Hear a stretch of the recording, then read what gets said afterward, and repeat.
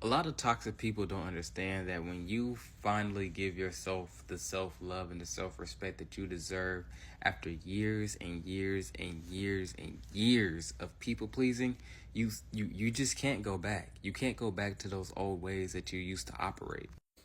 Sometimes you might do this ruffling around, this back and forth of going between what's familiar and what's actually for you. And with the familiar being, you being constantly disrespected, but since that was the only form of love that you were exposed to, you genuinely believe that that's the only form of love that you're capable of having until you a meet somebody who actually gives you the love and respect that you were needing when you were, coming up in your adolescence, or B, when you are completely isolated and you realize there are two options.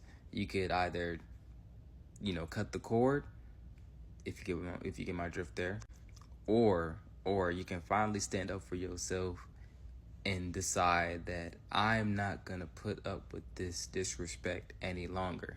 Now that doesn't necessarily mean you have to just combat any type of disrespect that comes your way, because a lot of times that is what people are looking for. They just want you to get out of character, and that in turn will prove for them that you're not as high and mighty as you used to be. To them, that is a win. To them, they were able to get you down here. Because a lot of times, a lot of people already do feel down here, but they feel like if they can get you lower than where they feel like they are at, then they won. They won. It's a small win. It's a very petty win when you think about it, because all they have to do is really just elevate themselves up here, elevate how they feel about themselves. And, maybe the winnings that they want will all, start coming together. Maybe what they really wanted was deep down inside of them all along. But a lot of people cling on to this materialistic world that they feel like the only way they can really feel like they want something is by how much they can accumulate, or by how much they can make somebody suffer and steer them away from what they can accumulate. You really just got to understand it's a very, very, very wicked world out here. And unless you got your wits about you, you're going to suffer.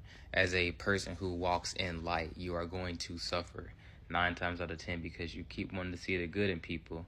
But people will show you time and time again that goodness that you see in them is really just what you see in yourself, and you're trying to project onto other people who simply do not have that light.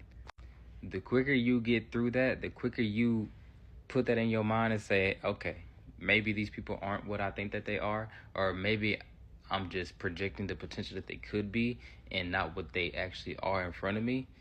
That's when you start to move accordingly. That's when you start to do better for yourself. That's when you stop extending yourself for people who do not mean you no well, for people who will leave you on the back burner in an instant for the sake of convenience, for the sake of their own convenience.